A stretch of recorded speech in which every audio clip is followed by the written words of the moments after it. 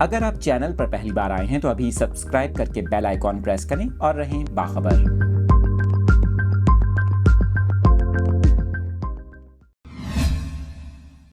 اس وقت آپ کے ساتھ اس اہم خبر کی ڈیٹیلز شیئر کر رہے ہیں۔ سائیکلون تیج کے بعد ایک اور شدید سمندری طوفان ساحلی علاقوں سے ٹکرا گیا، جس کے باعث متعدد افراد کے زخمی ہونے کی اطلاعات ہیں اور لاکھوں افراد محفوظ مقامات کی جانب نقل مکانی کرنے پر مجبور ہیں۔ آپ کو یہ خبر دے رہے ہیں بنگلہ دیش سے، جہاں پر شدید سمندری طوفان ہامون ٹکرا گیا۔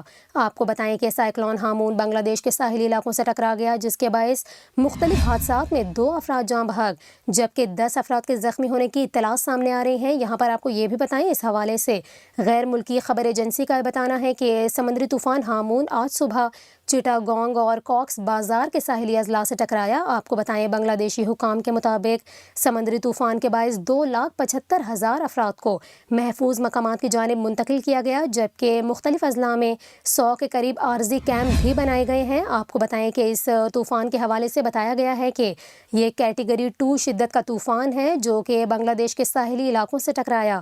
آپ کو بتائیں کہ حکام کا اس حوالے سے یہ بھی کہنا ہے کہ سائیکلون کے باعث بنگلہ دیش کے ساحلی علاقوں میں مسلسل بارش کی وجہ سے بجلی کے اسٹرکچر کو بھی نقصان پہنچا، نظام زندگی درہم برہم ہو گیا، جبکہ مختلف حادثات میں 2 افراد جاں بحق اور 10 افراد زخمی ہو گئے۔